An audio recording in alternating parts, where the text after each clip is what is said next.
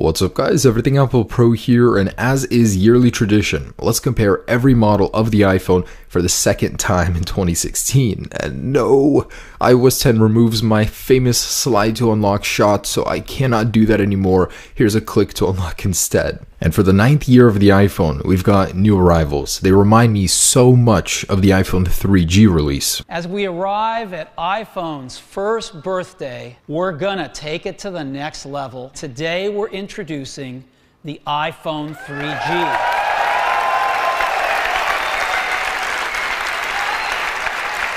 So we've got the new iPhone 7 and 7 Plus. Revolutionary phones? No, but a nice upgrade. Very fast and new colors. Now we've also got iOS 10. iOS 10.0.1 to be exact. So far iOS 10 seems to be like a good upgrade for anyone on iOS 9. Doesn't seem to degrade performance, but let's delve deeper and see how it compares on a range of devices. So here's the iPhone 2G and here's the iPhone 7.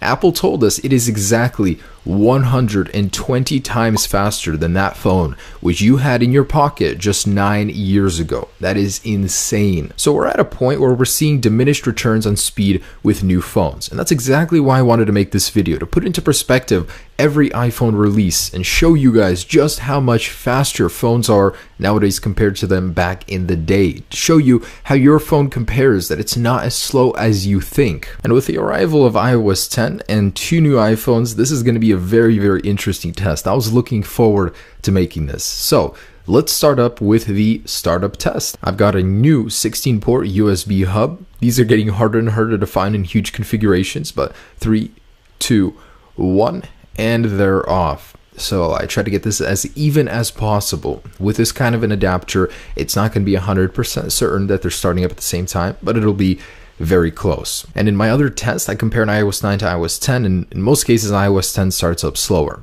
The first one is the iPhone 7, and then like clockwork, the iPhone SE, iPhone 6s Plus, iPhone 6s, and then even the iPhone 6 Plus started before the 7 Plus and the iPhone 6. That's incredible. I don't know why that one boots so slow. Then the 5s, and then the iPhone 7 Plus. For some reason, the 7 Plus has a huge delay. Then the 2G, iPhone 3GS, and we're just left with most of the older devices. So 5C then on iOS 10, iPhone 5, and the iPhone 4. Now the 3GS, and the very last one left standing, like it is in almost every single test, is the iPhone 4S on iOS 9.3.5. Don't update if you're on an older firmware. It makes that phone so unbearably slow. Next up, let's run some benchmarks. Feel free to whip out the magnifying glasses. I get it. There are a ton of phones on screen. But as expected, the Geekbench results were very gradual. They rise, and the iPhone 7 and 7 Plus are in first place. So those phones are quite something when it comes to speed. Wow, I just think they're not fully optimized yet. And two benchmarks yielded a very similar result. So a gradual rise, and the 7 and 7 Plus have massive scores. I think one of the highest ever. And next up, I ran an HTML5 compatibility test for the Safari browser, and it's okay. It's just not on par with many big Android phones nowadays. Scores in the 500s. Anyways, let's go ahead and run a synchronized opening of the camera application. So this one was timed down to the millisecond, so this is a very accurate test.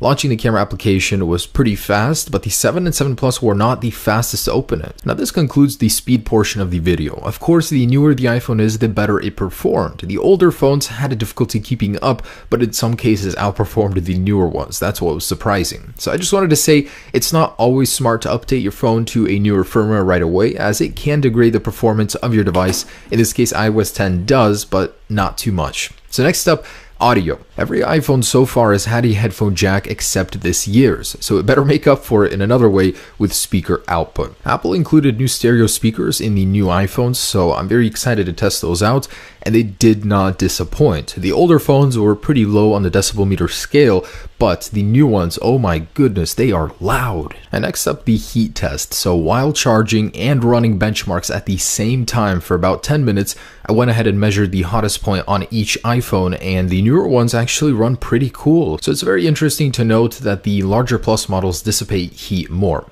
Next up, let's check out Touch ID. This is the first time I'm ever running this test, so on all iPhones that have Touch ID modules, seems like they were pretty fast. I mean, the new iPhone 7s were outperformed by the 6S, and I saved the best for last because one of the biggest changes about this year's iPhone is the camera. It is unbelievably good. I started out with a low light test. This is the original iPhone with a 0.3 megapixel shooter. There hasn't been much growth between that 0.3 to 12 megapixels in size, but in other areas in quality, look at this. The iPhone 7 has quality that is just unremarkable in low light. And to really put things into perspective, just 9 years ago, that's what you were taking pictures with. That is day and night difference. So nighttime has certainly improved. Let's get some more color in the shot and start with the 2G. What was once grainy, very hard to make out little details has improved, so much throughout the years.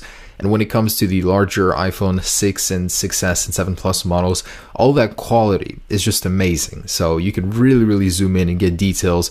And comparing it to the iPhone 2G, once again, look at that. That is just completely different. And the last test I wanted to perform was a FaceTime selfie test. So taking a picture of that color with the iPhone 4, grainy, and it didn't really start to get good until the iPhone 6S. Now with the iPhone 7, we've got 7 megapixels, and it's certainly much better. Comparing it to the iPhone 4, which was so blurry, you can actually make out details and colors very much better. And just some test footage. So on the left is the first phone that was capable of recording video. This is 480p, I believe, and on the right is 4K from the iPhone 7 Plus. Notice how details are much more apparent.